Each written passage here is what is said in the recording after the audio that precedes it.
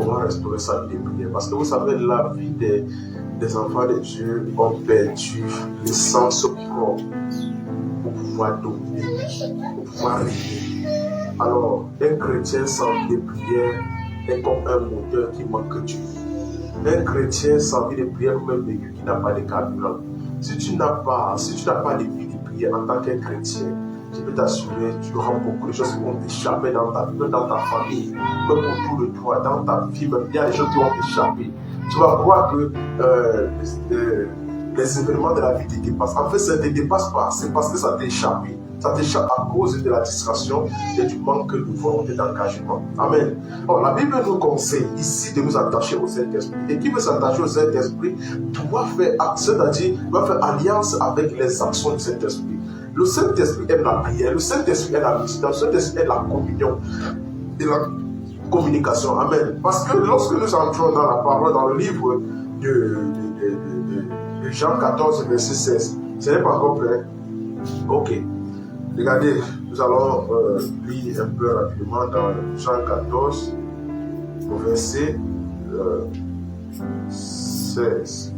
D'accord, dans Jean 14, verset 16, la Bible dit, et moi, je suis en train de parler à ses disciples, et il dit ceci, et moi, je prierai le Père, et il vous donnera un autre consolateur. Donc, il dit, moi, je peux prier le Père, il va vous donner un autre consolateur, et il dit, afin qu'il demeure éternellement avec vous.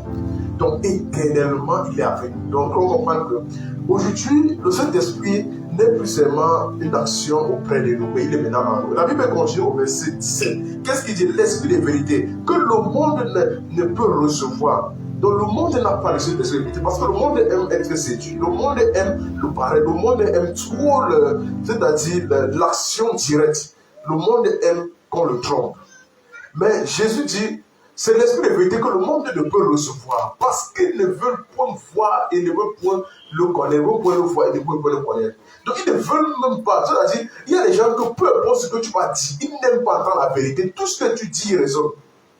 Tout ce que tu vas dire, il va t'expliquer, il va te sortir la philosophie pour te prouver que lui aussi a raison. Or, la vérité, on dit que lorsque la vérité sort, elle a franchi tout. Quelqu'un qui est disposé à la vérité, lorsque la vérité sort, son débat s'arrête. Mais quand vous voyez quelqu'un que même quand il y a la vérité, il est toujours en train de chercher un moyen de s'en sortir, il faut comprendre que cette personne est attachée au monde. Parce que le monde aime la raison. Le monde n'aime pas l'humilité. Regardez ce qu'il dit ici là. L'esprit de vérité que le monde ne peut recevoir parce qu'il ne le voit point et ne le connaît point. Mais vous le connaissez car il demeure avec vous. Et maintenant la Bible dit quoi après? Et il quoi? Il sera. Donc vous comprenez que, il a dit il sera éternellement avec vous. Mais il dit non seulement il sera avec vous, mais il sera en vous de manière éternelle. Alors ici nous avons une marche chrétienne et on s'en rend compte que dans la vie des personnes, il y a des gens qui ont l'enthousiasme de venir donner leur vie à Christ au début. Ils viennent à Christ au début et ça leur plaît de voir l'ambiance chrétienne. Au début c'est bon. Après il dit je veux être chanteur. On le met de couloir de chant. C'est bon, l'ambiance est bien, mais la persévérance le dépasse. Ça devient difficile. Pourquoi? Parce que l'huile commence à sécher. Et quand l'huile commence à sécher, je vous assure, quand l'huile de ta voiture sèche, ta voiture n'a plus la même puissance et vitesse. Ça ne porte plus. Et quand tu forces, tu détruis ton moteur. Or, ici, tu ne peux pas forcer. C'est pourquoi vous allez voir un chrétien, c'est facile pour lui d'abandonner l'église. Pourquoi? Parce que lui, il ne se voit plus vraiment attaché à l'amour de Christ. Il ne se voit plus. Entretenir l'huile qui est venue sur sa tête, il n'entretient pas. Vous voyez un exemple simple. Vous savez que tout le monde aimerait avoir la voiture dehors, non? Tout le monde aimerait avoir une moto ou bien une voiture dehors, c'est ça, non? Il y a aussi des gens qui aimeraient aussi avoir des jets privés, non? Est-ce que vous connaissez l'entretien des jets privés? Vous connaissez l'entretien? La qualité d'onction que tu reçois demande aussi un entretien favorable. Si tu veux une onction, si tu veux une croissance, si tu veux marcher dans le règne de Dieu, il y a des choses que si tu n'entretiens pas, ta vie de prière, si elle n'est pas entretenue, tu ne pourras pas avoir une croissance. Quelqu'un qui n'est pas capable d'entretenir une moto ne peut pas entretenir une voiture. Quelqu'un qui n'est n'est pas capable d'entretenir une petite voiture qu'on appelle la Starlet, ne peut pas entretenir une Prado. C'est impossible. À plus fort des ronds, dès que tu as ton petit rang, tu dis, je vais acheter mon camion. Tu vas acheter le camion. Tu ne peux pas. Maintenant, Dieu t'a donné une taille d'onction. À ton niveau, Dieu doit te voir. On dit que s'il ne voit pas la fidélité dans les petites choses, comment est-ce qu'il peut te confier des biens véritables? C'est bien ça, n'est-ce pas? Comment est-ce que Dieu aura c'est-à-dire cet engouement de te donner des biens véritables quand il voit que tu es infidèle dans les petites choses? L'infidélité s'attache aussi à quoi ici là? Il regarde, tu n'es pas persévérant. Il t'a assigné à peut-être à une église, à une congrégation, ou bien à un groupe de prière, ou bien à une cellule de prière. Il t'a assigné là-bas. Il te persévère là-bas. Non, toi tu veux la méga church, là où tu vas arriver, il y aura tout disposé déjà, les clims et tout. Je ne sais pas que c'est qui a installé ça pour toi. Oh, Dieu t'envoie dans la cellule, Dieu te persévère là-bas. Pourquoi? Parce que ta taille de croissance va venir en fonction de la croissance de l'église. Je ne sais pas si tu comprends un peu. Mais toi, tu veux directement avoir ce qui est déjà grand.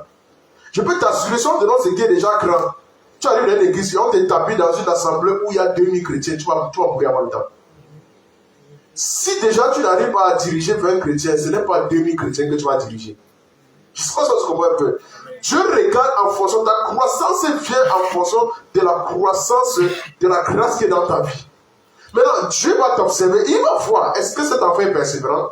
Est-ce que cet enfant, c'est-à-dire, est endurant? Parce que dans la persévérance, il y a l'endurance. Est-ce qu'il est endurant? Parce que tu vas endurer des épreuves. Je ne sais pas si tu comprends. Alors, maintenant, la Bible dit, on a déjà dit qu'on devait lire dans Romains 8, verset 26. Romains 8, verset 26. Parce que ici, le Saint-Esprit nous montre qu'il est en nous pour toujours. Donc, il est descendu, il est en nous. Donc, ça, c'est une promesse clé capitale que Jésus nous a donnée. Donc, et il dit ici, de même aussi, l'Esprit nous aide dans notre faiblesse. Amen. L'Esprit, il nous aide. Donc, comprenons que il est capital pour nous. Et quand on parle de l'Esprit ici, on parle du Saint-Esprit. C'est pour ça que vous allez voir Esprit avec grand E. Ça, c'est le Saint-Esprit. On dit, mais l'Esprit nous aide dans nos faiblesses, car nous ne savons pas ce qu'il convient de demander dans nos prières. Donc nous avons envie de prier, mais nous ne savons pas ce qu'il convient de demander. Comment est-ce que tu entretiens ta vie de prière? Comment est-ce que tu entretiens ta foi? Comment est-ce que tu entretiens, c'est-à-dire ton amour pour Christ? Je vais vous dire une chose. Si tu commences à aimer une fille aujourd'hui, je prends un cas simple. Tu commences à aimer une fille et soudainement, bon, tu aimes une fille, c'est une fille du quartier, supposons que c'est une fille du quartier ici. Ton père est dans le quartier. Après, 2 mois après, tu as peut-être commencé à côtoyer la fille, mais 2 mois après, on a affecté ton père à Garoua. Tu te retrouves à Garoua. Est-ce que tu vas encore aimer la fille là? S'il y a séparation. S'il y a séparation, tu vas encore l'aimer. Si la communication baisse, tu vas encore l'aimer. C'est possible. Hein? Tu vas aller aimer notre fille, non? Quand tu vas voir, tu vas dire, quand je te vois, ça me rappelle. Quand il y a rupture de communion, il y a perte d'amour. C'est pour ça qu'on dit que dans un couple, si un couple ne communique plus, vous allez voir comment l'amour va refroidir seul. On n'a pas besoin de révélations pour ça. On se comprend un peu. Il dit que s'il n'y a plus de communication, l'amour refroidit. Vous savez, il y a des couples qui vont vous dire, vraiment,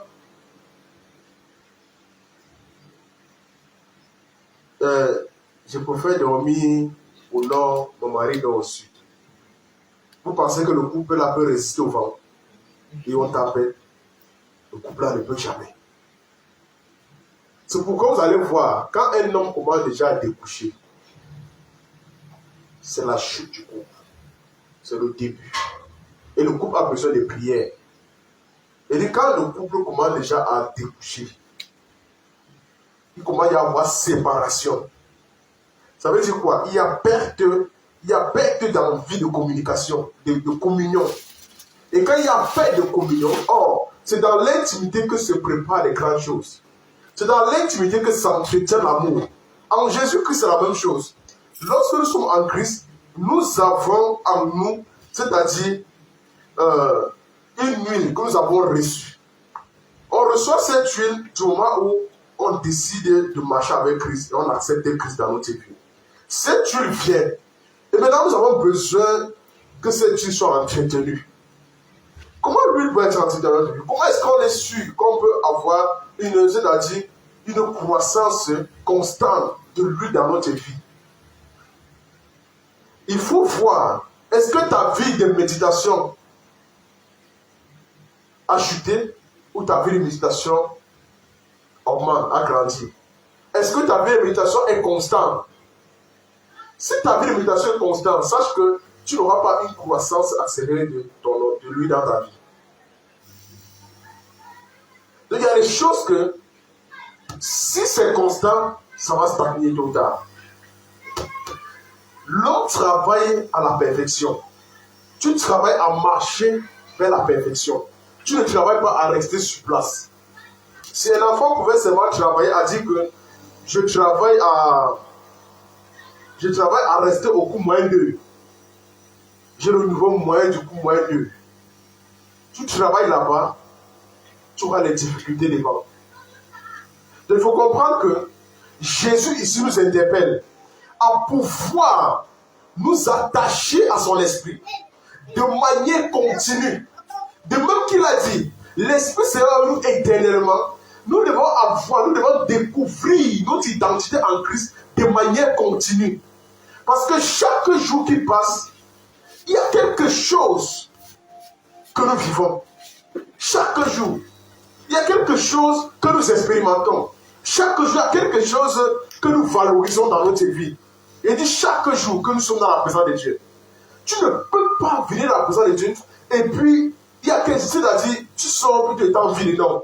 Il y a quelque chose que Dieu doit pouvoir révéler en toi. Il y a des choses que, c'est pour ça que quand tu viens dans la présence de Dieu, il faut toujours demander au Seigneur, parle-moi. Adresse-moi une parole aujourd'hui, une parole de croissance, de connaissance, de sagesse, afin que cela puisse bâtir mon homme intérieur et me relever à un autre niveau. Parce que si tu ne lèves pas une prière, lorsque tu es dans la présence de Dieu, tu ne sauras pas ce que tu viens chercher. Par conséquent, tu seras comme un ignorant. Comme ça, on dit que mon peuple périt faute de connaissance. Et si tu péris faute de connaissance, c'est le plus grand péché. Tu ne vas pas dire que non, tu avais raison parce que tu ne connaissais pas. Tu dois savoir qu'est-ce que Dieu a réservé pour moi aujourd'hui. Parce que la Bible dit bien à tous ses enfants, il dit, les bontés de Dieu se renouvellent chaque jour, chaque matin. Donc tu vas te demander, si le matin s'est levé, quelle est la bonté de Dieu pour moi aujourd'hui? Mais comment tu dois savoir la bonté là, si tu n'as pas envie de prière, de communion et de méditation? Comment tu dois savoir? Donc si chaque jour, tu négliges ta vie de méditation, ta vie de prière, de consécration, dis-moi comment Dieu va révéler les bontés de cette journée-là dans ta vie. Je veux un peu que tu m'éclaircisses dessus. Si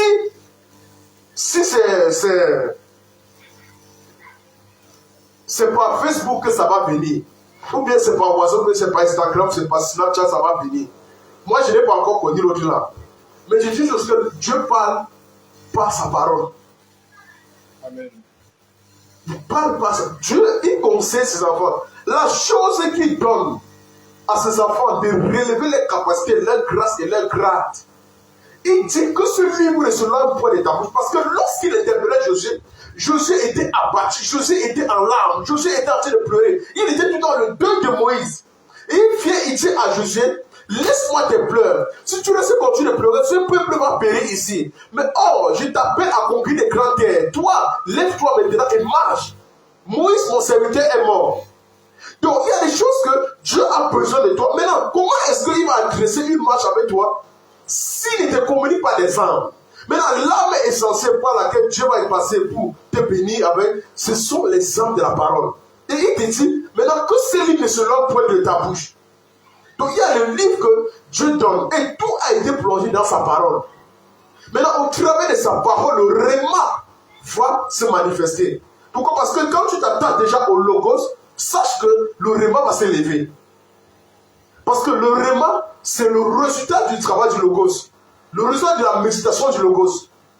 Donc ici, la Bible dit, l'Esprit lui-même nous aide dans nos faiblesses. Il est conscient de nous faire, parce que José était faible. Il était en train de pleurer, il était en larmes. Il se demandait, mais comment je vais faire? Pourquoi voilà Moïse qui est mort? Moïse qui a fendu la mer. Moïse qui a terrassé les pharaons. Moïse est mort. Moi, je n'ai jamais tapé un bœuf puisqu'il est mort. Mais on me dit maintenant, je dois faire comment? Moïse m'a remis le bâton. Je pars où? Donc c'est une faiblesse de l'homme. Et ça, Dieu aime ça. Lorsque tu te regardes et tu vois que tu es faible, il dit c'est mon esprit qui doit te fortifier. C'est pourquoi il dit j'ai pris que par celui qui me fortifie. Donc tu ne peux rien faire de toi-même. Comme le dit dans Jean 15, verset 7. Il dit que celui qui demeure à moi et à qui je demeure porte beaucoup de fruits, car sans moi, vous ne pouvez rien faire. Il est clair là-dessus. Sans lui, on ne peut rien faire. Donc il n'y a aucune capacité qui peut naître de nous si ça ne vient du Saint-Esprit. Toute capacité qui vient de nous sera souillée et sera menée qu'à notre perte. Or, maintenant, le Seigneur veut quoi? C'est que toute chose, toute grâce, toute capacité et toute réflexion doit émaner de lui. Donc, si nous n'avons pas cette capacité à pouvoir nous attacher au Saint-Esprit, c'est que nous avons perdu la flamme et l'amour de le servir. Amen. Or, maintenant, ici, nous avons une chose volontaire que le Saint-Esprit nous donne. C'est un attachement continuel. Amen. Donc chacun a, c'est-à-dire la liberté de s'attacher au Saint-Esprit. De même qu'un homme, pour rester amour et fidèle et ne jamais voir les défauts de sa femme, doit toujours rester près de sa femme, s'attacher à sa femme. Parce que le jour que tu te loin, tu vas commencer à voir ses défauts. Le jour que tu te loin, tu vas commencer à voir ses manquements. Or, quand tu es plus proche, tu ne le vois jamais. Amen. C'est un peu comme la gloire de Jésus. Plus la gloire sera pour de toi, plus tu ne vois plus rien. Amen. Amen. On a ça? Amen. D'accord. Utilise la petite force qui te reste pour faire appel au Saint-Esprit. Amen. Et tu utilise la petite force qui te reste. Tu te sens un peu... tu te sens lourd, n'est-ce pas? Lourd spirituellement, non? C'est pas ça? C'est un peu comme si tu es lourd, non? C'est comme s'il y a un manquement dans ta vie. En fait, ce n'est pas le manque. En fait, c'est l'identité que tu portes qui manque de révélation. C'est lorsque tu restes... C'est comme si tu n'as pas d'issue, en fait. C'est comme si tu cherchais le chemin. Il n'y a pas d'issue. En fait, tu te poses une question. Lorsque tu te sens lourd, c'est lorsque tu as au moins 100 questions, mais tu n'as même pas une réponse. Mais tu ne sais même pas par où tu vas commencer. Or, c'est même là où le Seigneur veut. Il veut commencer avec toi. Là où tu ne connais pas où commencer, c'est là où il veut commencer. Parce que il y a quelque chose que tu dois vérifier dans ta vie. Amen. Amen. Maintenant, la chose que tu dois vérifier la régularité et la qualité de ta méditation.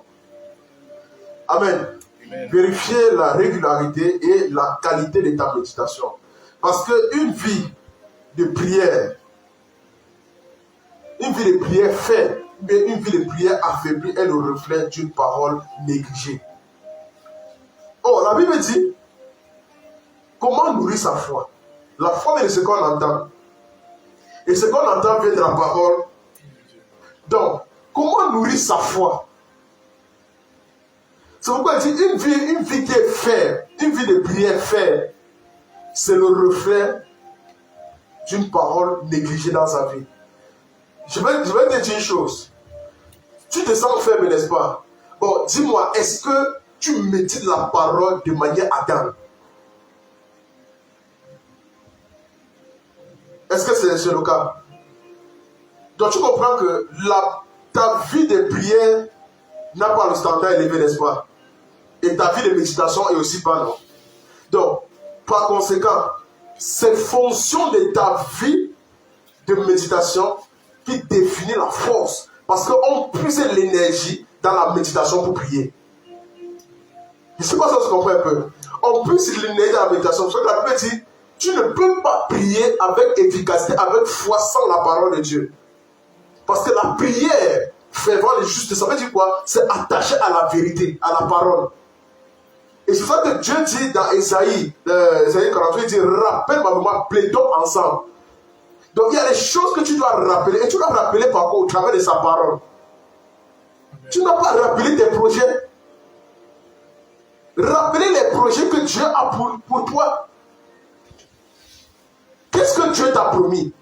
Avant de chercher, c'est que toi-même, tu t'es auto-promis dans ta tête disant que c'est Dieu. Qu'est-ce que Dieu t'a d'abord promis? Parce que je vais vous dire une vérité, sœur. Il y a des gens qui vont rester, ils m'ont dit, Dieu m'a promis que je serai ministre. Vous savez que beaucoup de prophéties sont aussi fabriquées, vous savez ça? Il y a des hommes qui fabriquent les prophéties dehors. Hein. C'est pas parce qu'on t'a dit, genre, ministre, que c'est toi qui as le plan de Dieu là-bas.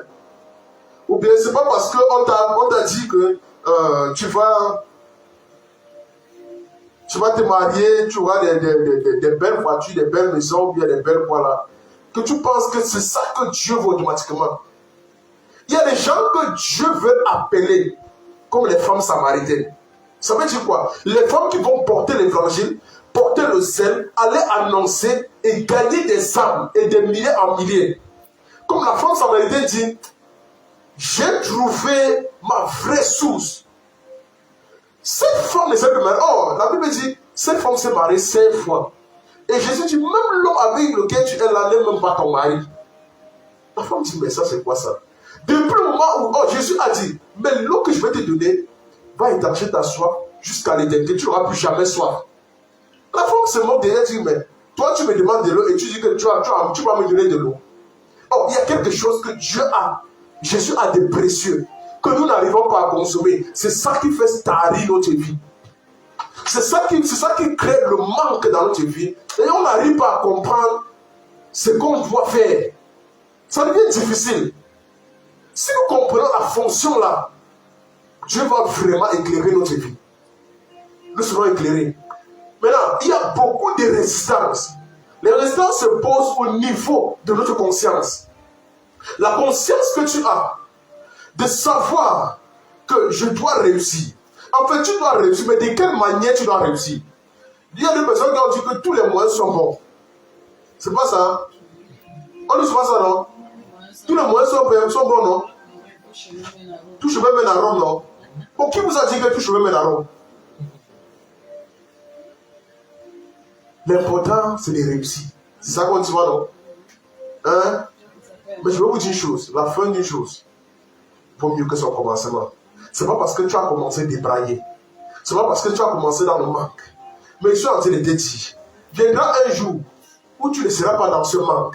Viendra un jour où tu seras en train de, je ne sais pas trop, de carrer une double cabine pour pouvoir entrer, venir à l'église. Viendra un jour où tu n'auras pas le temps de dire, il faut que je passe stopper la moto pour aller à l'église. Tu n'auras plus ce temps-là. Viendra un jour où toi-même tu vas commander tes affaires et dire j'arrête le travail à telle heure et je m'en vais à une campagne. Viendra un jour où toi-même tu vas décider, quand tu vas stopper, tu vas dans les vacances pour aller te reposer. Viendra un jour où toi-même tu vas te décider de servir Dieu jusqu'à ce que Dieu lui-même décide de venir te parler, qui va t'enlever. Ce n'est pas quelqu'un qui va te dire, ce n'est pas qui va prophétiser, mais c'est en train de te dire, ton attachement au Saint-Esprit va développer une communion excellente avec Dieu, de telle sorte que Dieu lui-même va ramener son règne dans ta vie au nom de Jésus. Amen. Père, je te rends grâce de ce que, oh Dieu, tu établis un règne fort sur la tête de tes enfants au nom de Jésus. Amen. Et une communion, une communication, Père éternel, qui va les amener dans les niveaux élevés au nom de Jésus. Amen. Au nom de Jésus. Amen. Je suis en train de parler quelque chose de très excellent. Quelque chose qui manque au corps du Christ, quelque chose qu'on a perdu, les valeurs qu'on a perdues. Mais Dieu ici est en train de restaurer quelque chose. Dans les saisons de la fin, trop de choses sont perdues. Il y a des choses qui sont disloquées dans la vie chrétienne. Et on ne vit plus, c'est-à-dire la réelle conversion. Et les gens se posent les questions de savoir, mais est-ce que vraiment le service de Dieu est réel? Je vous dis que c'est tellement réel. Amen. Quelqu'un posait la question, mais comment est-ce que des hommes comme on parlait d'avant, les Tony Osborne, tout ça, les Renard Bonke, qui ont fait des grandes choses, mais pourquoi aujourd'hui on n'arrive plus à voir ces mêmes scènes? C'est parce qu'aujourd'hui on se rend compte que les hommes ne veulent plus payer le prix. Le prix nécessaire pour manifester ses grâces. Or, il y a un prix nécessaire.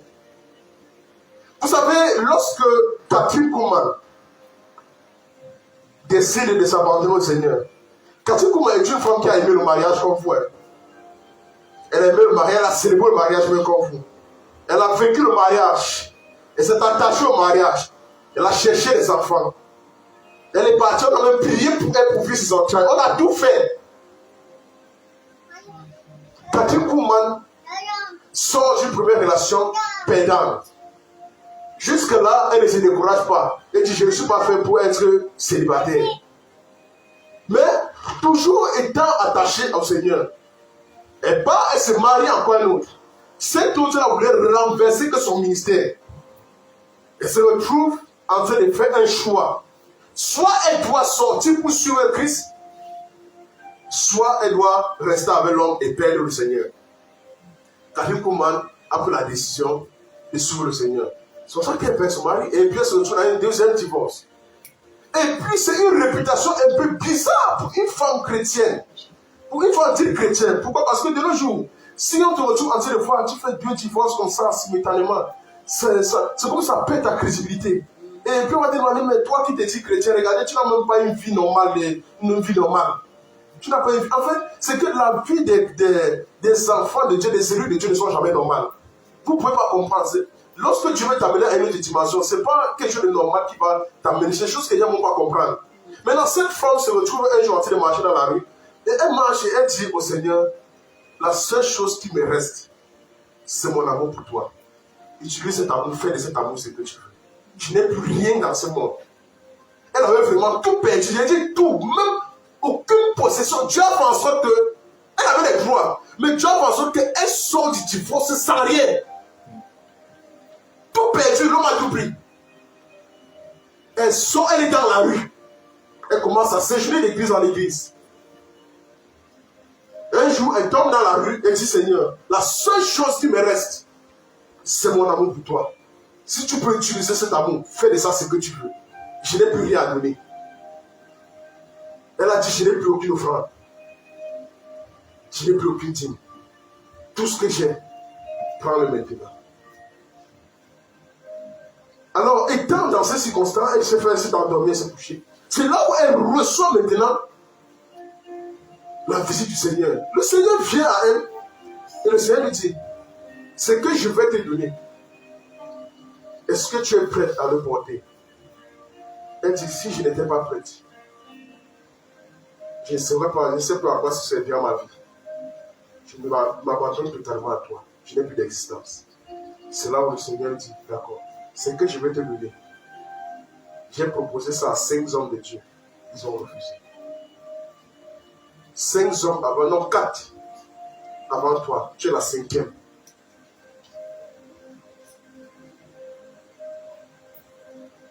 C'est là où le Seigneur dit d'accord. Voici ce que tu dois faire. Voilà le but que tu dois payer comme ça. Elle dit Seigneur, ce n'est pas assez cette humiliation. Le Seigneur dit voici comment tu dois marcher. J'attendais cette perte de toi. Maintenant tu as tout perdu jusqu'à tu t'es perdu toi-même. Tu t'es livré, tu as accepté une mort éternelle. C'est là où le Seigneur lui a donné. Elle a pris, elle a porté ça. C'était lourd. C'était lourd. Mais elle a tenu.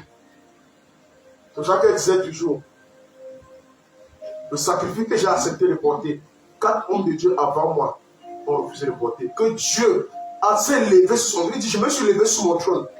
Que je te trouve digne de venir te donner. J'arrive, tu dis que Seigneur, si ce boulot-là, je ne prends pas. C'est pas ça que je comprends un peu. Dieu dit, je veux t'utiliser pour faire ceci, faire comme ça là. Tu dis que Dieu, mon niveau c'est bon. Tu dis que le niveau c'est bon. Je suis en train de vous dire quelque chose de très compliqué. Hein.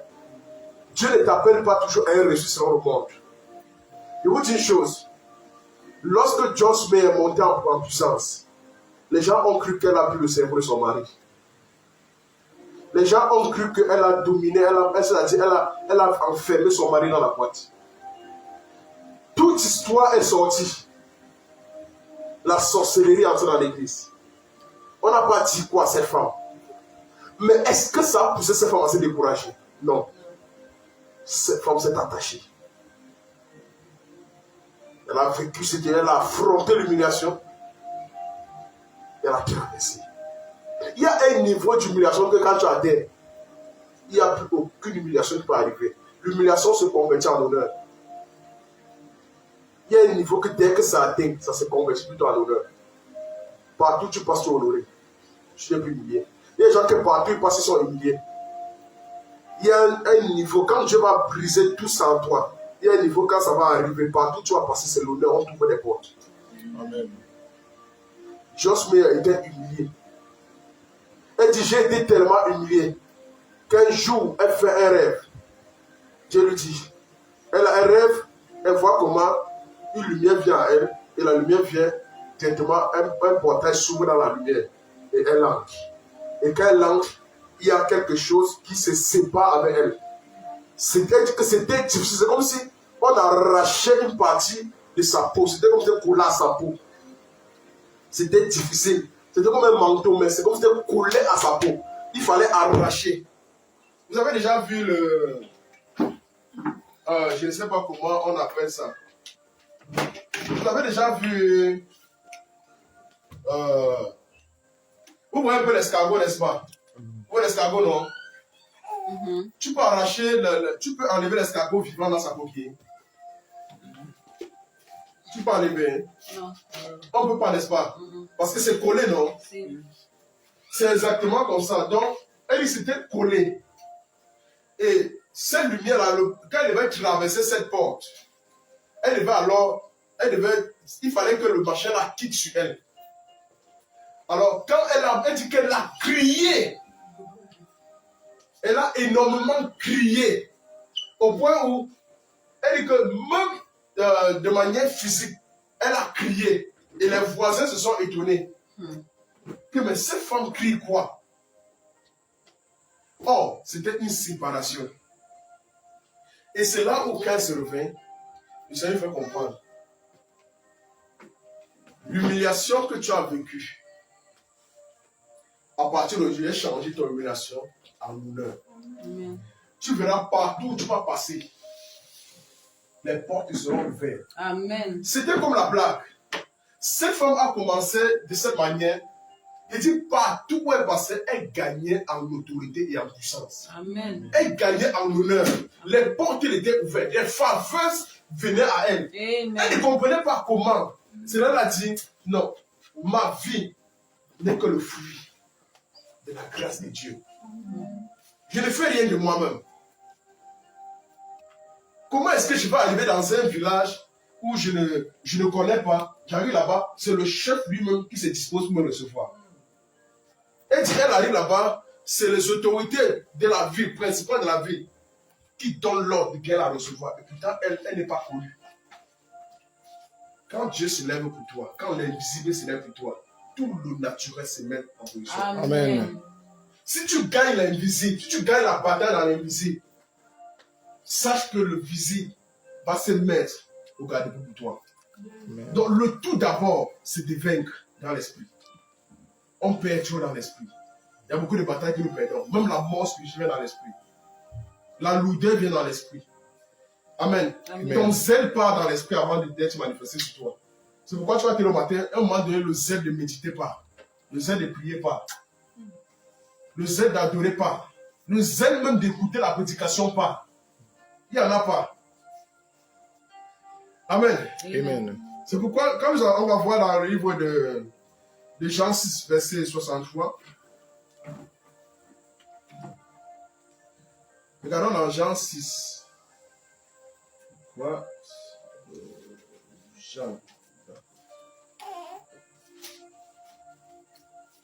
Jean 6. Verset 63. Regardez.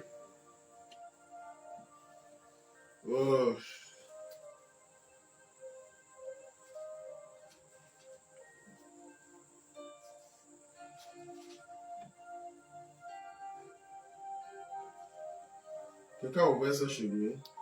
Attends un peu. Jean 6. Ok. On dit, c'est l'esprit qui vivifie. La chair ne sert de rien. Les paroles que je vous ai dites sont esprit et vie. Donc on dit, la chair ne sert de rien. Donc regardez ce que Jésus a dit. Jésus a dit d'attirer l'attention de ses disciples. Il dit, c'est l'esprit qui vivifie. Dans tout ce que nous faisons, s'il n'y a pas l'esprit, il n'y a pas la vie. Dans tout ce que tu entreprends, même tes entreprises, même ta marche, même ton matin, quand tu es là le matin, si ta journée n'a pas l'esprit, il n'y a pas la vie. Tout ce que tu vas faire, tu auras une journée pleine de fatigue et de douleur, de désolation et de défaite. Le traumatisme même. Or, la Bible dit, c'est l'esprit qui donne la vie à ce que nous avons. Il dit ici quoi? C'est l'esprit qui vivifie tout ce que nous possédons. On dit la chair ne sert de rien. Pourquoi? Parce que la chair que vous voyez raisonne beaucoup. La chair que vous voyez explique beaucoup. Mais on dit la chair ne sert de rien. On dit les paroles que je vous ai dites sont esprit et vie. Donc, dans les choses que Jésus, là où la portion où Jésus nous amène, il nous amène dans une portion de pouvoir régner, mais en comptant sur l'esprit. Amen. S'il n'y a pas l'esprit, tout ce que nous allons faire, nous allons jouer sur un terrain vide. Nous serons en train de courir sur le terrain. Amen. Amen. Or, là où nous marchons, nous devons marcher avec connaissance d'esprit et de vie. À quel niveau est-ce que tu sens, c'est-à-dire, quand tu restes, tu sens ton degré de consécration? À quel niveau ton degré de consécration se retrouve? Comment est-ce que ton degré de, c'est-à-dire, de consécration, de sanctification, de vie se trouve?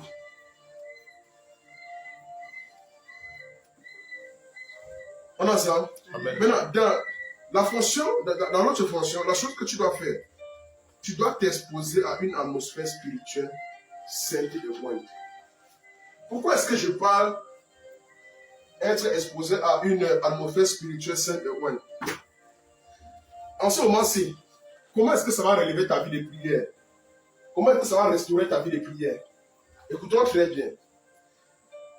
Si chaque jour, au lieu de passer le temps à écouter dans tes moments de distraction, ou bien dans tes moments de pause, ou bien dans tes moments de récréation, comme on peut dire, ou bien de perte de temps, de fuite de temps en fait, au lieu de t'exposer à toute forme de plateforme qui vont t'emmener dans les histoires à dormir debout, aucun gain dans ta vie. Parce que je vais vous dire une chose, est-ce que vous savez que les réseaux sociaux tirent l'énergie? Vous savez ça? Vous savez ça? Pose ta main. C'est une énergie. Ça veut dire qu'il envoie une énergie. C'est la même chose que vous voyez les réseaux sociaux, quand vous voyez on met des scandales. C'est une énergie qu'on absorbe. Quand vous voyez les femmes, là où je reçois la bénédiction, la vigueur et la vie, c'est dans la présence de Dieu. Je ne reçois nulle part ailleurs. C'est pour ça que même quand je suis dans n'importe quel endroit, si je suis même au volant de la voiture, je veux toujours mettre une ambiance qui va élever mon esprit, qui va élever mon âme. Je veux mettre une ambiance qui va élever mon âme parce que je m'en fous si c'est un chant que j'ai écouté le matin ou bien si j'ai écouté il y a 20 minutes. Je dois remettre ça. Amen. Parce que c'est quelque chose, tu l'as dit, je me sature de l'atmosphère de l'Esprit de Dieu. Je ne veux pas laisser la distraction de dire, je veux trouver les nouvelles choses. Lorsque tu cherches à manger les nouvelles choses, tu finis par oublier même ce qui était essentiel dans ta vie. Amen. Amen. Oh, Dieu veut t'amener à l'essentiel. Regardez très bien, Dieu veut t'amener à l'essentiel. L'essentiel de quoi? L'essentiel de ce que tu dois puiser. Tu peux encore arriver d'écouter peut-être une prédication ou un chant, et de voir que seulement après avoir écouté 20 fois qu'il y a une partie que tu ne comprends pas bien que tu commences à comprendre. Ça t'arrive? Est-ce que c'est qu'il y a des chansons que tu as écoutées, tu étais petit, c'est quand tu grandis, tu écoutes ça que tu commences à comprendre quelque chose dedans? Alors, si tu avais dit que non, c'est un chant que j'avais écouté, je ne peux plus écouter ça, tu ne peux pas comprendre la fréquence, la chose essentielle là, que tu devais écouter. Amen. Donc, expose-toi à ça, que ce soit les chants. Amen.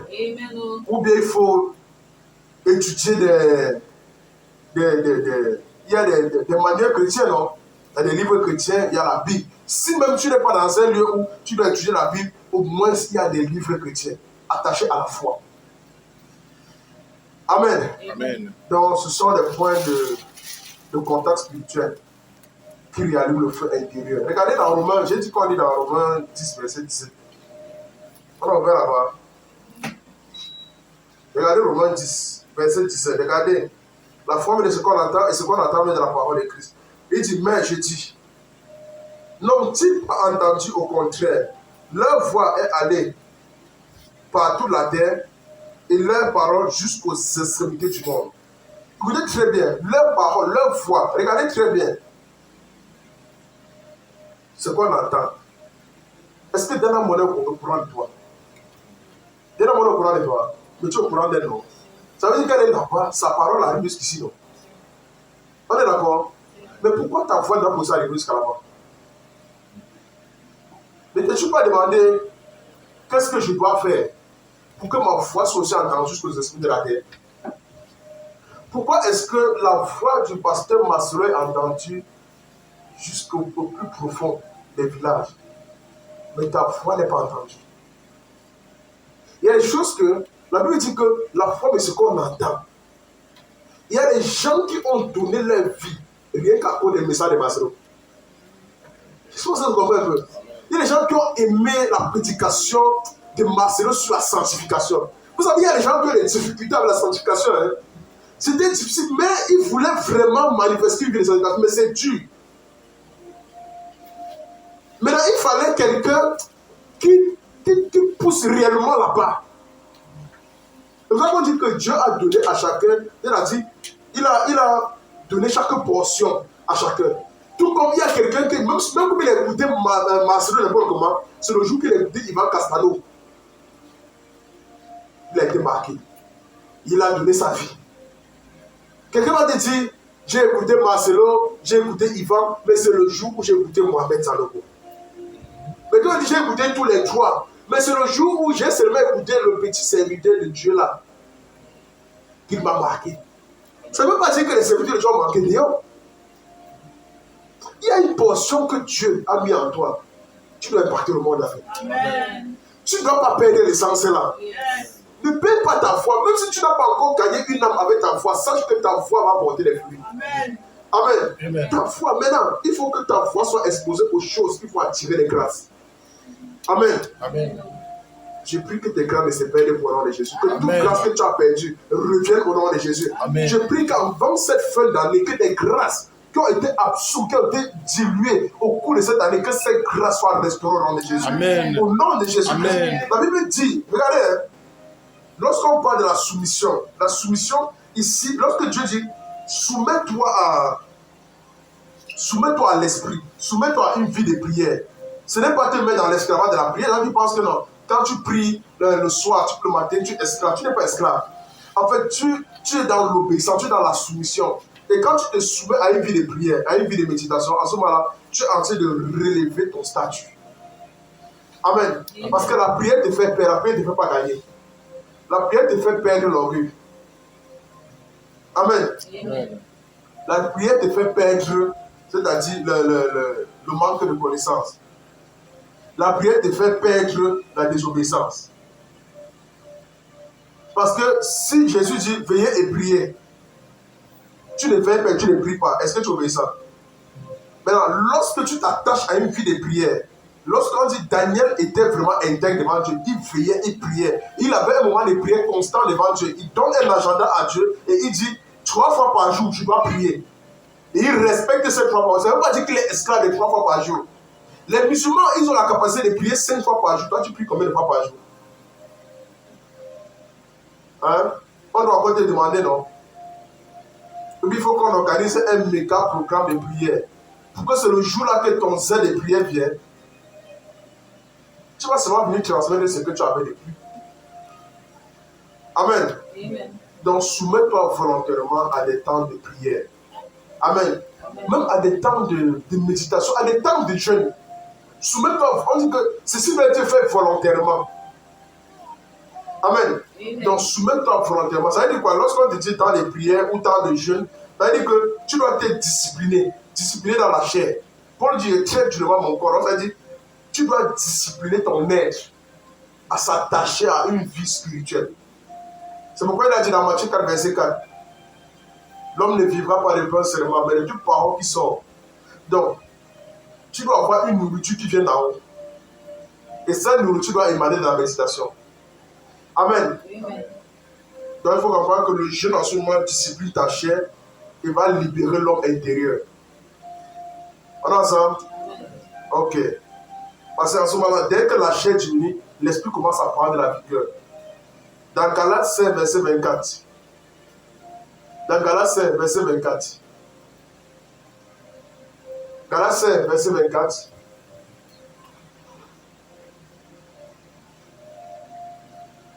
Il dit, quand la chair diminue, l'esprit maintenant gagne en force. Quand ta chair perd c'est-à-dire en puissance, c'est l'esprit qui domine maintenant. Mais quand c'est ta chair qui te contrôle, c'est ta chair qui te dit le matin si tu dois te lever pour aller au travail, si tu dois te voir. En ce moment-là, tu es esclave de la chair. Je préfère être esclave de l'esprit que d'être esclave de la chair. Amen. Amen. Mais on a une grâce. C'est que l'esprit nous rend pas esclaves. L'esprit nous rend libres. Amen. Libre de nos mouvements, libre de la compréhension, libre de la sagesse, libre c'est-à-dire de l'esprit de jugement. En ce moment-là, tu ne portes plus les jugements sur toi tout le temps. Amen. Amen. Ok. On dit, au verset 24, ceux qui sont à Jésus-Christ ont crucifié la chair avec ses... Ça, c'est ceux qui sont à Jésus. Bon, rassure-toi d'abord si tu es à Jésus. Hein. Parce que vraiment, ceux qui sont à Jésus ont crucifié la chair avec ses passions et ses désirs. Vous voulez qu'on entre dans les passions et les désirs de la chair? Amen. Est-ce que c'est nécessaire? Ici, je suis sûr quand même que chacun connaît quand même les passions et les désirs de la chair, n'est-ce pas? C'est ça, non? Donc ça veut dire que tu dois être conscient de savoir que les choses-ci, ça fait partie de la chair et cela fait partie de l'esprit. Et vous savez que les choses de l'esprit sont facilement oubliées par la chair. C'est facilement oublié dans notre conscience. De même que nous sommes trop dominés par l'esprit charnel, on n'arrive plus à manifester l'esprit de Dieu. Or, Dieu nous interpelle ici à tuer la chair pour que l'esprit remonte. Parce que Jésus a dit, je vous ai donné le Saint-Esprit, il sera à vous éternellement. Maintenant, comme il est en nous, nous devons tout faire pour établir son grossissement. Il doit être formé. Si nous ne marchons pas dans une communion parfaite, dans une obéissance parfaite, dans un glissement parfait, je vous assure, la chair aura toujours raison sur nous. Gloire à Jésus. Amen. On avance un peu. Voilà. Et ça va sur ensemble. Amen. Ça, c'est très important. Et lorsque tu marches dans la construction de la chair, il y a ce qu'on appelle la préservation. Préserver le don que tu as reçu. Vous savez, nous tous ici, nous avons reçu les dons. Nous tous ici, nous avons reçu les dons. Nous avons reçu des dons et des grâces authentiques de Dieu. Nous avons reçu. Mais le problème, c'est qu'on n'arrive pas à identifier dans notre vie. Mais ces dons-là sont à nous. Parce que vous savez, Dieu utilise des canaux pour transmettre ses onction, ses puissances, ses forces. Amen. Amen. Il utilise tout ça, même ses restaurations spirituelles. De même qu'aujourd'hui, je déclare une restauration dans ta vie au nom de Jésus. Amen. Je proclame une restauration dans ta vie au nom de Jésus. Amen. Les choses que tu avais perdues, que Dieu restaure dans ta vie au nom de Jésus. Amen. Regardez très bien, regarde dans 2 Timothée 1, verset 6. Regarde dans 2 Timothée 1, verset 6. Regarde 2 Timothée 1, verset 6, ça va. Vous savez, je dis, je n'aime pas duré. Vous savez pourquoi j'ai duré? J'ai duré, non? Hein? J'ai duré, non? Ça va pas durer.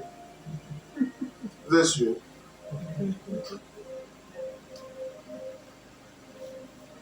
Moi, c'est comme si j'avais fait 2 heures.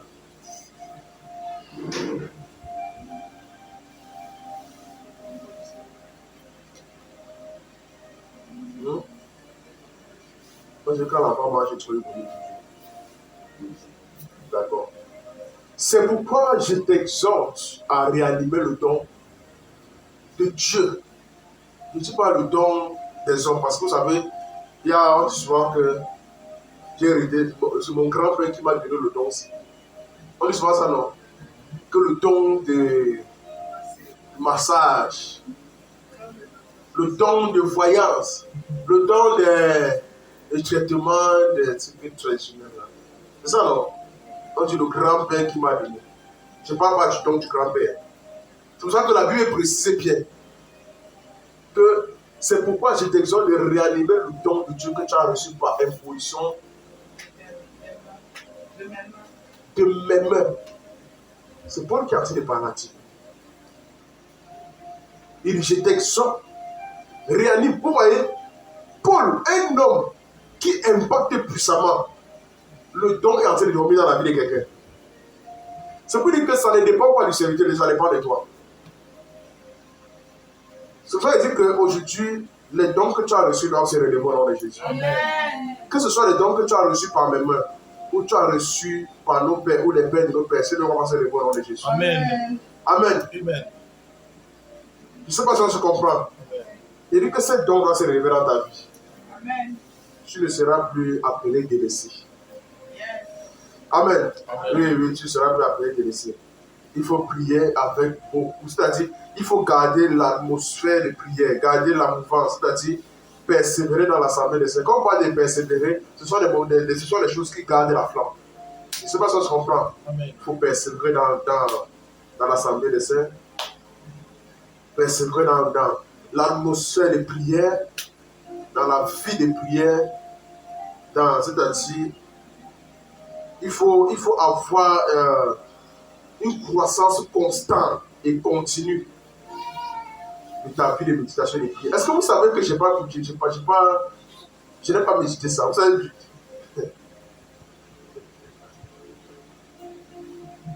ils sont allés très loin. Très loin, je n'ai pas. Toute la journée, je n'ai pas médité. Je ne connais pas comment ma maison est aujourd'hui, d'abord. C'est très loin. J'ai passé toute la journée dehors. Je n'ai pas eu le temps pour dire que il faut que je prenne une minute pour essayer de faire cela. Bon, imaginez que j'étais peut-être le genre que non, c'est le jour de l'exaltation qu'il faut s'asseoir. Je vois que non, laissez-moi, je peux plus de temps. Vous voyez, je peux ça. Vous savez, ton esprit doit être constamment en méditation. On se comprend un peu, hein? Je dis constamment. Même quand je sortais le matin, j'étais en train de conduire, mais j'étais en train de méditer au fond de moi. Constamment. Constamment. Et je ne savais pas, même quand je quitte, je suis en train d'arriver. Je viens là chercher à la maison pour dire, sors, on part. Comme j'arrive, je ne connais pas tout ce que je vais dire. Je demande au Seigneur, ok, ouvre mon esprit et donne-moi quelque chose. Donne-moi quelque chose. De quoi je dois parler? Je lui ai dit, je ne veux pas parler, moi je veux que ce qui sort de ma bouche sorte avec puissance et restaure les vies de tes enfants. Amen. C'est là où il me dit, tu vas parler de la restauration et que tu dois restaurer la vie des prières. Amen. Vous savez, et j'ai compris pourquoi. Parce qu'on est dans une saison de se tenir à la prêche. Et la saison, c'est très délicat. Pourquoi? Parce que le diable est devenu plus que jamais. C'est un moment où si tu n'es pas à la prêche de ta vie, de ta famille, de ta ville, de ta nation, les choses vont se passer. Tu ne seras pas au courant. Et tu seras seulement le bouillon. On a dit le bouillon.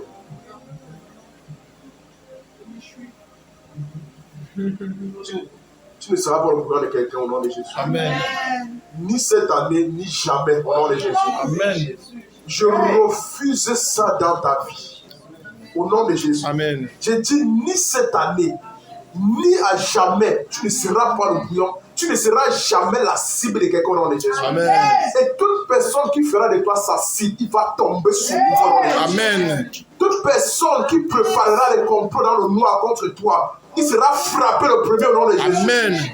Et il viendra confesser au nom de Jésus. Amen. Au nom de Jésus. Amen. Je refuse que tu sois la cible de quelqu'un. Je refuse que tu sois le choix de quelqu'un au nom de Jésus. Amen. Que tout choix satanique fait à ton endroit, que ces choix-là s'effacent maintenant. Au nom de Jésus. Amen. Je dis que cette année, je suis en train d'effacer toutes les inscriptions sataniques. Les inscriptions sataniques que Satan a pris la peine d'utiliser des hommes sur la terre avec des cœurs noircis pour inscrire sur des tables, des pierres et des lotus rouges. Je suis en train de dire maintenant par la puissance de cet esprit que tous ces lotus prennent feu au nom de Jésus. Amen. Je dis que ces lotus prennent feu au nom de Jésus. Sous tous ces rideaux rouges et noirs prennent feu au nom de Jésus. Là où on avait inscrit ton nom dans les eaux, dans les marigots, dans les canaries, maintenant que tous ces canaries explosent au nom de Jésus. Amen. Et que ces rideaux, que tous ces eaux maintenant effacent ton nom au nom de Jésus. Que le vent du nord, le vent du sud et de l'ouest s'associe pour secouer l'eau et effacer toute inscription satanique que tu fais à ton endroit. Au nom de Jésus, je dis que tous les pouvoirs des 4 femmes se lèvent. Je t'envoie maintenant ça, effacer tout acte qui avait été inscrit contre toi. Je les envoie même dans les abîmes. Toute personne qui avait la connaissance de ton nom dans les abîmes, maintenant, une confusion de ton nom entre en inverse au nom de Jésus. Amen. Il ne connaîtra plus ton nom au nom de Jésus. Amen. Lorsqu'il ira dans la loge, et on va lui demander ton nom, il ne connaîtra plus ton nom. Au nom de Jésus, Amen. je déclare qu'une confusion maintenant se met en place. Qu'une confusion se met en place. Qu'une confusion se met en place. Au nom de Jésus, les gens ne verront plus tes pieds. Les gens ne connaîtront plus la porte de ta maison. Les gens ne connaîtront plus tes destinées. Au nom de Jésus, j'efface tous les projets sataniques qui est attaché à ta vie. Et que tout manteau satanique qui te poursuivait, maintenant que ces manteaux soient consumés au nom de Jésus. Que ces manteaux soient arrachés de tes épaules au nom de Jésus. Que tout fardeau qui pesait sur tes épaules soit arraché, soit ôté, soit déchiré au nom de Jésus. Il dit que ces manteaux qui pesaient, ces manteaux qui venaient peser avec la douleur de la pauvreté, la douleur du manque, la douleur de l'humiliation, la douleur du rejet, la douleur des moqueries, la douleur, je suis en train de dire que tout cela s'arrache au nom de Jésus. Je ôte maintenant ça de tes épaules par la puissance de cet esprit. Maintenant que Christ revêt d'un vêtement de fête, d'un vêtement de louange, je déclare que cette fin d'année, tu vas passer cette fin d'année en célébrant Jésus. Amen. Dans la louange et dans l'adoration de Jésus. Amen. Tu vas passer cette fin d'année dans la louange et l'adoration de Jésus. Amen. Ta maison ne sera que louange et adoration. Ta vie ne sera que louange et adoration. Même dans ton travail, tu seras que louange et adoration. Amen. Au nom de Jésus. Amen. Au nom de Jésus. Amen. Que chaque jour, tes lèvres murmurent au nom de Jésus. Tes lèvres murmurent l'adoration. Tes lèvres murmurent la louange. Que ton cœur pense à élever Jésus chaque jour. Au nom de Jésus. Au nom puissant de Jésus. Papa, je te dis merci parce qu'on te dirait tu attaches à tes enfants une vie de restauration. Et que tout ce qui les tirerait le bas, que cela soit coupé au nom de Jésus. Amen. Que tout cordé qui tirait tes enfants vers le bas soit coupé. Au nom de Jésus. Amen. Au nom puissant de Jésus. Amen. Papa, revêt tes enfants, revêt chacun ici. Au nom de Jésus. Au nom de Jésus. Amen. Amen. Amen. Amen. Amen. Amen. Amen. Vous savez, nous allons régner. Amen. Vous savez, on a passé une année, on a été beaucoup secoués. Mais je suis en train de dire, les secousses s'arrêtent dans ta vie au nom de Jésus. Amen. Je dis, il y a eu des secousses. Mais je suis en train de dire, les secousses que tu as eu cette année, ces secousses s'arrêtent au nom de Jésus. Amen. Amen. Je dis, ça s'arrête. Tu n'entres pas à 2026 avec ces secousses au nom de Jésus. Amen. Tu vas connaître un nouveau champ d'exploration au nom de Jésus. Amen. Un champ de victoire au nom de Jésus. Un champ de vie au nom de Jésus. Amen. Les choses qui t'ont manqué, je suis en train de dire, il dit que ta vie va prendre un autre niveau de décollage. Au nom de Jésus. Amen. Il dit que tu as donné des projets à Dieu. Mais Dieu dit, j'ai fait des projets qui sont au-dessus de tes projets. Amen. Tu vas vivre des projets de gloire. Amen. Des projets de gloire. Là où les gens étaient en train de se moquer de toi, maintenant, ça sera un moment pour Dieu de t'élever au nom de Jésus. Amen. Amen. Amen. Maintenant, ce que je vais terminer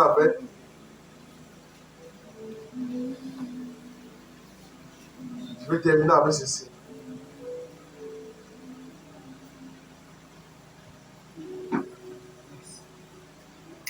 Ferme toutes les portes qui provoquent le sommeil spirituel.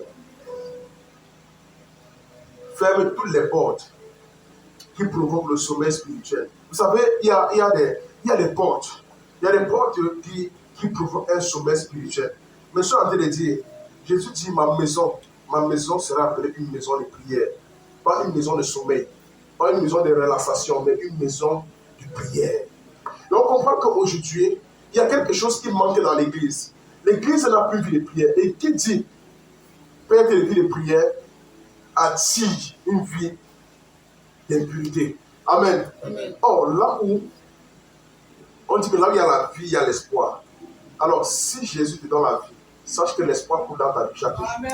Amen. La Bible dit dans Ésaïe 59, verset 1 à 2. Regardez très bien, Ésaïe 59. Mais Ésaïe 59 là-bas. Si c'est un peu là, je vais mettre ça ici.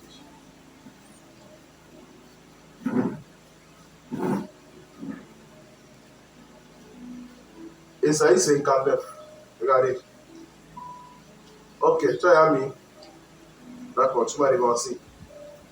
On dit non, la main de l'Éternel n'est pas trop courte. Regardez, pour faire voir, la main de l'Éternel n'est pas trop courte pour sauver, ni son oreille trop dure pour entendre. Il y a des gens qui pensent qu'ils prient, Dieu prend trop de temps pour entendre. La Bible dit, sa main n'est pas trop courte pour sauver, pour le lever. Si tu crois que tu es tombé, je suis en train de dire, Dieu te relève au nom de Jésus. Amen. Maintenant que je lève cette prière, je suis en train de dire, Dieu est en train de te relever au nom de Jésus. Amen.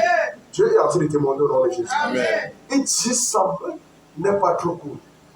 Maintenant, mets le verset 2. Mets le verset 2. Mais ce sont pourquoi qui mettent une séparation. Pourquoi est-ce que ceci vient poser la séparation? Je suis en train de dire une chose. Il y a tellement de choses qui nous séparent de Dieu, mais on n'a pas conscience. Les gens n'ont pas conscience, mais je suis en train de dire de fermer toutes les portes qui provoquent le sommeil spirituel, qui créent la séparation, qui empêchent une communion parfaite avec le Saint-Esprit. Regardez, on dit, mais ce sont vos qui mettent une séparation entre vous et votre Dieu. Ce sont vos péchés qui vous cachent de sa face et l'empêchent de vous. C'est ça qui empêche. Mais je suis en train de dire, il faut que tu aies une vie de prière. Pourquoi tu dois avoir une vie de prière? Parce que tu dois prendre conscience. Tu dois prendre conscience de la mort de Jésus, du pouvoir de cet versement de Jésus, de son sang. Tu dois prendre conscience de cela et tu dois asperger le sang de Jésus chaque jour dans ta vie. Amen. Et si tu le fais chaque jour dans ta vie, tu vas détruire tous les assauts du diable qui sont nécessaires de perdurer dans ta vie. Vous savez, il y a des choses qu'il faut du temps. Parce que il y a des choses que la restauration ne vient pas d'un coup. Ça vient progressivement. Donc il y a des choses qu'il faut prendre le temps pour confesser. Tu dois confesser, tu dois t'attacher, tu dois persévérer. Et au moment donné, tu vas voir quand la chose sera rompue complètement. Il y a une séparation. Et cette séparation est en train de causer des dégâts dans ta vie. Des dégâts sur quoi? Des dégâts énormes, que ce soit des dégâts matériels, financiers, des dégâts matrimoniaux, des dégâts de santé, des dégâts sentimentaires. Tu as dit toute forme de dégâts. Toi, tu te rends compte que tu n'as plus la pleine forme de santé comme ici, toi. Tu es là aujourd'hui, tu es un peu malade, tu as des maux de tête, demain sur le dos, après-demain, on te dit le ventre, après la typhoïde, après le coup battu, après, tu as vu, à la fin, tu connais pas ce que tu as. Vous savez, il y a des gens qu'on appelle en rôle le docteur tout. Docteur tout. Docteur tout. Vous savez ce que c'est? Voilà. C'est 250 maladies. Ces gens-là, si tu parles là-bas, tu dis même que tu as des bons, il va te dire que prends la poudre, ici, prends les corps, ça soit ça. Il s'en fout de savoir, tu vas le voir où. Il est venu faire son commerce, n'est-ce pas? Quand il va te vendre ça, tu vas encore le voir où. Si tu veux, tu lui dis peut-être que non. Quand tu dis que ça sert quoi, il te dit non, le chlamydia et des quoi, hépatite. D'accord, tu dis que non, moi j'ai plutôt la syphilis. Il dit que non, même la syphilis. Là, c'est faux. Moi j'ai plutôt les Il te dit même, oh non, ça, non, ajoute seulement un peu l'ail dedans. docteur, tout, c'est compliqué. Tu essayes ça, rien. C'est ce qu'on appelle le charlatanisme et le bien-être de soi. Ça veut dire quoi? Il cherche à gagner plutôt. Il s'en fout de ta santé. Quand il va te vendre ça, tu vas le voir où? Hein? Oh, il y a des choses qui nous séparent. Oh, Jésus dit, mon sang a déjà bu. Vous savez, il y avait un prix à payer pour une vie de sanctification à l'époque. Il y avait un prix à payer pour une vie d'intégrité. Maintenant, Jésus, la vie que nous devons payer pour obtenir ça, Jésus est venu accomplir tout ça en nous donnant que deux choses dans lesquelles nous devons marcher. Dans la foi et dans son amour. Maintenant, la foi nous interpelle à nous attacher à ces choses. Et son amour nous pousse à explorer davantage ces choses. Maintenant, dans son amour, nous devons vivre ses grâces pour pouvoir manifester son règne continuellement et pouvoir témoigner de cet amour dans le monde à travers la foi. C'est parce que nous avons cru que nous avons parlé. Tu ne peux pas parler quelque chose que tu ne crois pas. Amen. Amen. Il y a des choses que tu parles parce que tu as cru. Maintenant, ce docteur tout qui vient te dire, ça va te soigner ceci là. Lui, il a traité quoi sur lui? Il a traité quoi sur lui? Et regarde quelqu'un qui vient te dire, docteur soigne dents. Va voir la dent du monsieur qui parle là.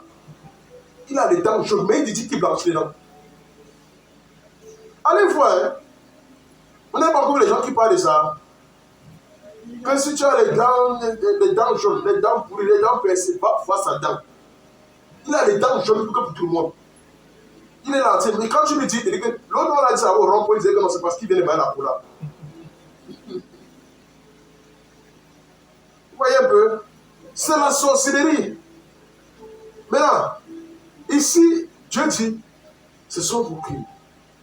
Mais oh, Dieu dit, son oreille n'est pas, c'est-à-dire, son bras n'est pas court, ni son oreille dure pour nous entendre. Mais Dieu a besoin de mettre son sang aujourd'hui. Est venu effacer tout ça. Amen. Amen. Maintenant, par son sang, tu as la possibilité de te rapprocher de Dieu. C'est pourquoi on dit que la Bible dit, nous avons reçu un libre accès au trône de Dieu au travers de son sang. Jésus a ouvert la voie. Et la voie est donnée par son sang. C'est pourquoi lorsque tu t'approches de Jésus, viens au nom de Jésus, au travers de son sang. Le sang t'ouvre la porte. Et lorsque tu entres, tu as maintenant l'avantage de pouvoir exposer tout ce que tu veux. C'est pourquoi Jésus, ce n'est plus seulement Jésus qui va attendre sa main. C'est toi maintenant qui vas entrer au trône de Jésus. Amen. Tu vas plus prier Jésus pour qu'il tende sa main. Maintenant, c'est toi qui dois aller vers lui. Regardons dans Hébreux 12, verset 14. Mais Hébreux 12, 14. Mais Hébreux 12 et 14. Hébreux 12, verset 14. La Bible dit recherchez quoi? La paix avec tous et la sanctification sans laquelle personne. Donc recherchez la paix. Donc d'abord dans ce monde, il y a une paix que le monde donne. La paix de la satisfaction. Ça veut dire quoi? C'est le jour que je mange pas de poisson brisé que je suis satisfait. C'est ça, non?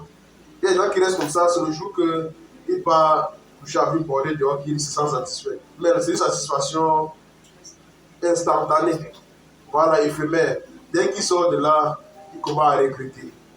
Voilà, ça c'est ce qu'on appelle la mauvaise paix. Mais on dit, rechercher la paix avec tous et la sanctification. Donc la paix là s'attache à la sanctification.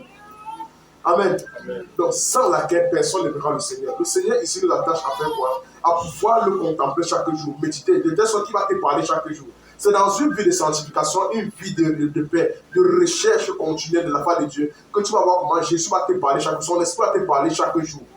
Quand une personne ne verra le Seigneur, c'est pour ça qu'il y a des gens aujourd'hui qui ont dit, vous faites comment pour entendre le Seigneur? Vous faites comment même pour... En fait comment pour... C'est pas que tu es trop digne, hein? Tu n'es pas digne. C'est son sang. Amen. Prends conscience de son sang. Alors son sang ne doit pas te rendre conscient du point où tu es conscient que son sang est là, mais tu es conscient d'aller pécher pour dire que je vais prier le sang de Jésus après. Je ne sais pas si tu comprends. Amen. Prends conscience de son sang pour lutter contre les forces là qui t'accablent. Amen. Prends conscience de son sang. Sache que son sang renverse tous les autels là dans ta vie. Je ne sais pas si tu comprends. Et dans tous ces aspects, pour garder maintenant ta vie de communion, c'est que le Seigneur te demande. On dit souvent que les mauvaises compagnies font quoi? Dans 1 Corinthiens 15, verset 33. La Bible dit, on dit qu'il faut éviter un entourage spirituel, c'est-à-dire tiède. Ou bien d'autres disent encore hostile à la prière. Quand on dit les zones hostiles, c'est les zones qui sont dangereuses à la prière. Les zones où il n'y a pas la vie de prière. On se comprend un peu? Il y a les milieux hostiles à la prière. Les milieux où on n'aime pas la prière. Un ministère qui n'aime pas la prière est un ministère qui est prêt à la mort. Il est à la boucherie. Je ne sais pas si on se comprend. Il dit un ministère qui n'aime pas la prière. Si vous avez un pasteur qui n'aime pas la prière, vous êtes mort. Amen. Il dit vous êtes mort. Vous êtes mort avant d'entrer à l'église. Il dit que s'il y a un leader qui n'aime pas la prière, il vous prêche que l'on n'a pas besoin de prier. Le leader là, il est mort. Et vous-même, vous êtes mort avant d'entrer à l'église. Vous êtes les vrais bouillons. Lui-même, il est le premier bouillon. Il va vous amener vers. Vous êtes les épices. Hein? Il est le bouillon, vous êtes les épices. Il faut faire attention. Amen. C'est pourquoi dans 1 Corinthiens 15, verset 33, dit les mauvaises compagnies corrompent les bonnes mœurs. Donc faites attention, ne vous attachez pour mauvaises compagnies, mais attachez vos mauvaises mœurs. Donc, et à titre de rappel et vraiment de prudence dans tout ce que vous allez faire, il faut savoir que perdre une vie de prière,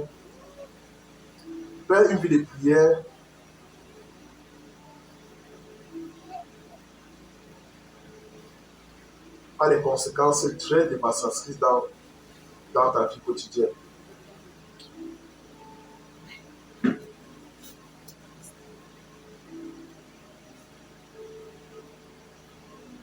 Donc, c'est pourquoi il dit que quand tu fais une vie de prière, cela se fait par un processus. Mais rattraper, récupérer encore une vie de prière, sache que ça demande encore un processus d'adaptation. Vous connaissez ce qu'on appelle l'adaptation, non? Il faut encore te réadapter à une vie de méditation, te réadapter à une vie de prière, à une vie de te lever tôt au matin, 5 heures. Vous savez qu'il faut encore s'adapter pour manifester certaines choses. Vous savez ça, non? Oui, donc vraiment, c'est. Careful. Et qui dit processus dit temps, hein? Vous savez ça? C'est pas ça. Donc vous devez garder une discipline dans le temps pour être continuellement efficace. Que Dieu vous bénisse au nom de Jésus. Amen.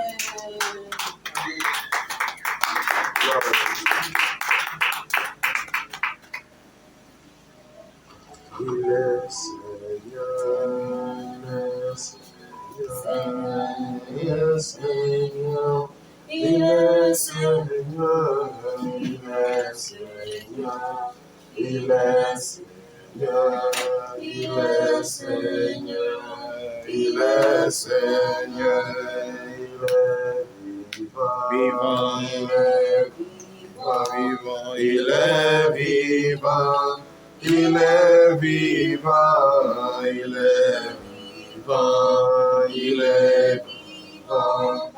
est vivant, il est vivant,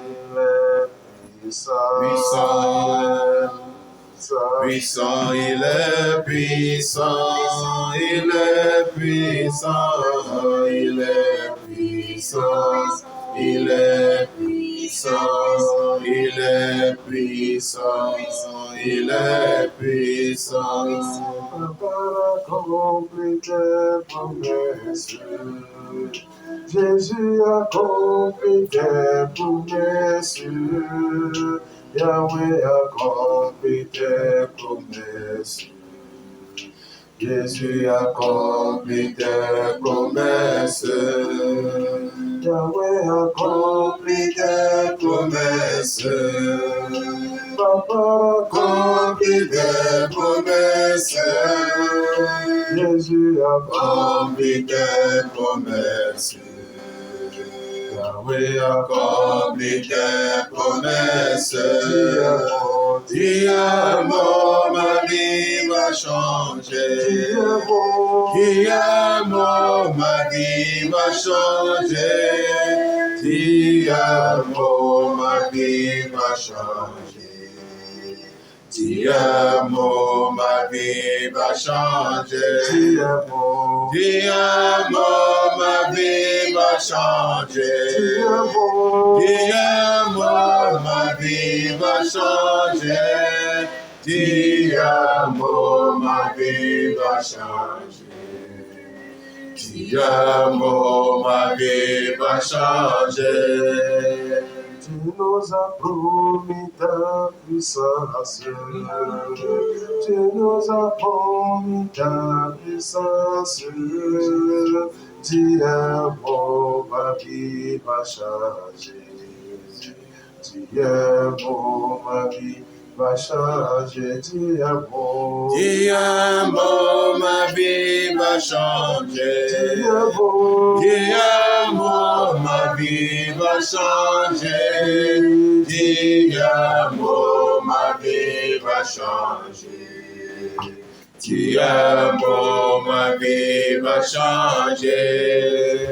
Tu nous as promis ta bonté, tu nous as promis ta guérison.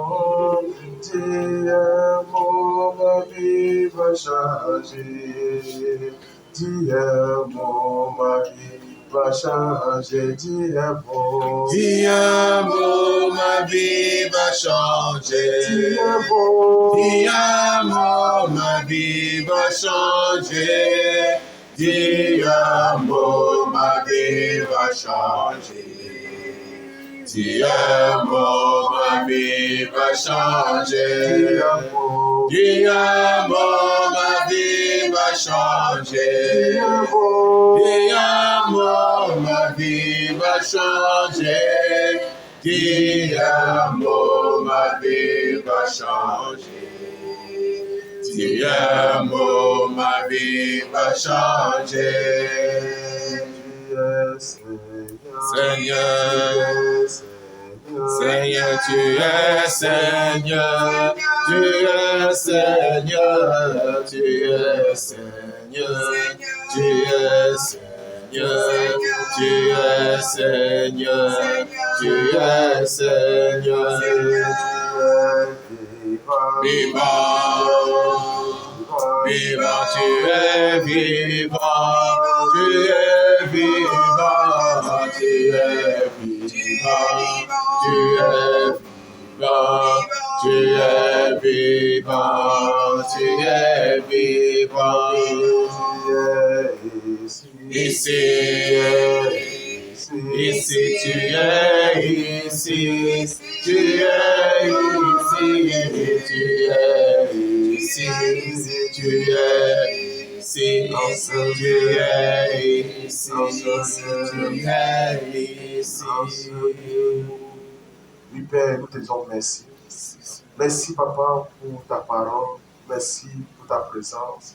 Merci, Seigneur, pour ton esprit. Papa, nous ne serons pas arrivés ici sans toi. C'est pourquoi, Seigneur, nous voulons te dire merci pour les grâces multipliées que tu as déposées dans nos vies.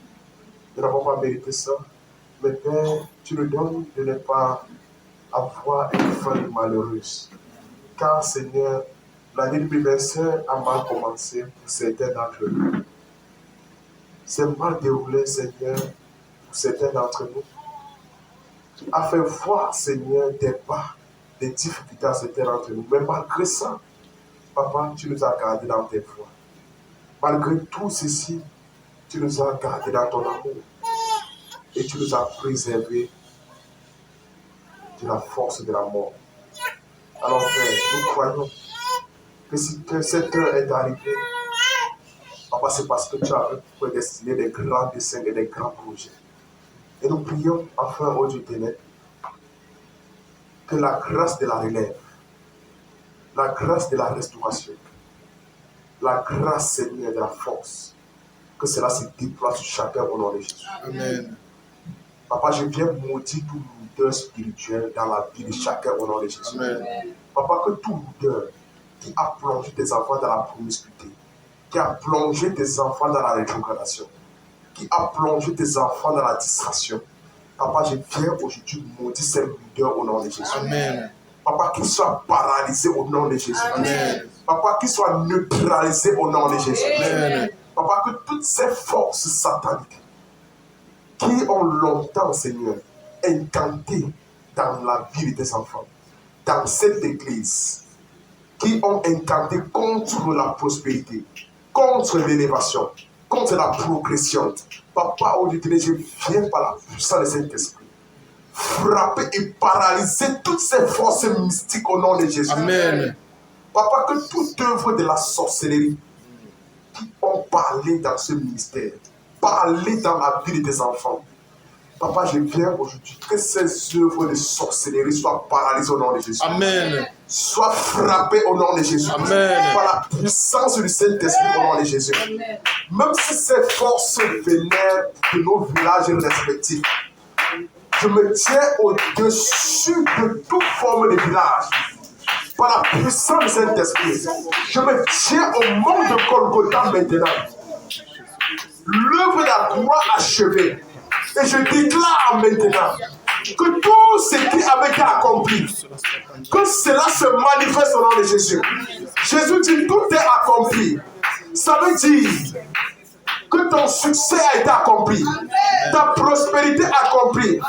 Tu ne dois plus souffrir pour vivre la prospérité. Amen. Ton succès, tu ne dois plus souffrir au nom de Jésus. Amen. Tout ce qui te revient de joie et qui a été aussi caché, enveloppé, attaché et enterré dans les abîmes, je viens maintenant déterrer tout cela.